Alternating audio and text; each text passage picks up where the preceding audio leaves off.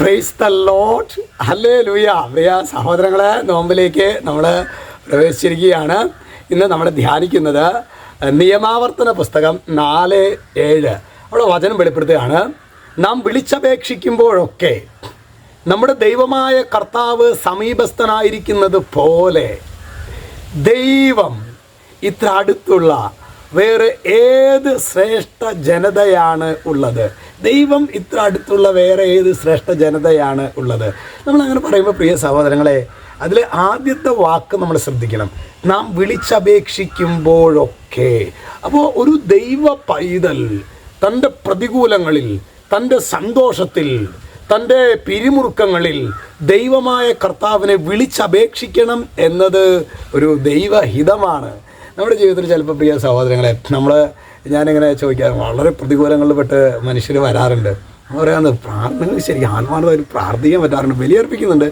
എങ്ങനെയാ വെച്ചാൽ ഇതൊക്കെ ഈ ചിന്തയൊക്കെ വരുമ്പോൾ ഞങ്ങൾ എങ്ങനെയാണ് പ്രാർത്ഥിക്കുന്നതെന്നാണ് അവർ ചോദിക്കുന്നത്. പ്രിയ സഹോദരങ്ങളെ, നമ്മുടെ ദുഃഖത്തിലും നമ്മുടെ സന്തോഷത്തിലും ആനന്ദത്തിലും അത് നമ്മുടെ ഒരു കൾച്ചറായിട്ട് മാറണം. ഒരു പ്രശ്നം വരുമ്പോൾ നമ്മൾ ആദ്യം ചെയ്യുന്നത് ഇപ്പോൾ എന്താ, ഫോൺ എടുത്തിട്ട് നമ്മൾ ഒറ്റ സുഹൃത്തിന്, ഇപ്പോൾ ഫോൺ വിളിക്കാനൊക്കെ വളരെ എളുപ്പമായതുകൊണ്ട് തന്നെ നമുക്ക് വേണമെങ്കിൽ റെഗുലർ കോൾ ചെയ്യാം, വാട്സപ്പ് കോൾ ചെയ്യാം, ഗൂഗിൾ മീറ്റ് ചെയ്യാം, അല്ലെങ്കിൽ സൂം മീറ്റ് ചെയ്യാം. അപ്പോൾ നമ്മൾ ചിലപ്പോൾ നമുക്ക് വിളിക്കാനൊക്കെ. പക്ഷേ ഇവരെക്കുള്ളൊക്കെ ഏറ്റവും എളുപ്പം പ്രിയ സഹോദരങ്ങളെ, ദിവ്യകാരുണ്യമുള്ള ഒരു ദേവാലയത്തിൽ പോയിട്ട് പ്രാർത്ഥിക്കുന്നതിൻ്റെ ഇഫക്റ്റ് ഇതിനൊന്നുമില്ല. അതാണ് പറഞ്ഞത്, നാം വിളിച്ചപേക്ഷിക്കേണ്ടവനെ വിളിച്ചപേക്ഷിക്കുക. ഞാനിപ്പോഴും ഓർക്കുന്നുണ്ട്, ഒരു വലിയൊരു പ്രതികൂലത്തിൽ വന്നൊരു കൊച്ചു, അവൾക്ക് 22-23 വയസ്സാണ്. അവൾ തെറ്റായൊരു സ്നേഹബന്ധത്തിൽ പെട്ട് അവളുടെ ജീവിതം തന്നെ തകർന്നു പോകേണ്ട ഒരു വക്കീലെത്തിയപ്പോഴാണ് എൻ്റെ അടുത്ത് വരുന്നത്. ഞാനപ്പോൾ അവളോട് ചോദിച്ചു, മോളെ ഇത് ആരോടെങ്കിലും എൻ്റെ കൂട്ടുകാരൻ, എൻ്റെ ഫ്രണ്ട്സ് ഉണ്ടായിരുന്നു, ആൺകുട്ടികളായിട്ടുള്ള ഫ്രണ്ട്സ്, പെൺകുട്ടികളായിട്ടുള്ള ഫ്രണ്ട്സ്, ഒരുപാട് മണിക്കൂറുകൾ ഞാനിതിനെക്കുറിച്ചൊക്കെ ഷെയർ ചെയ്തു. ഞാനപ്പോൾ അവളോട് ചോദിച്ചു, മോളെ നിനക്ക് ഒരു അരമണിക്കൂർ സമയം നീ തമ്പുരാൻ്റെ അടുത്ത് പോയായിരുന്നോ? കുർബാനയ്ക്കൊക്കെ പോകും.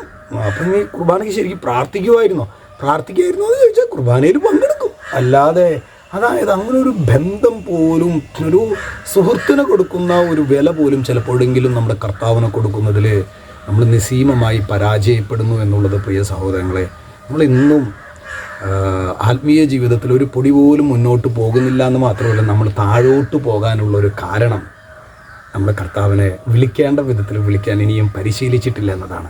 അപ്പോൾ അതുകൊണ്ട് ഇന്നത്തെ നമ്മുടെ നോമ്പ് ആരംഭിച്ചിട്ടില്ലേ ഉള്ളൂ. നമ്മൾ ഈ ഭക്ഷണത്തിലും മറ്റൊക്കെ നമ്മൾ പരിഹാരം ചെയ്ത് നമ്മൾ പ്രാർത്ഥിക്കുമ്പോൾ കർത്താവിനെ വിളിച്ചപേക്ഷിക്കാൻ വേണ്ട ഒരു കൃപ.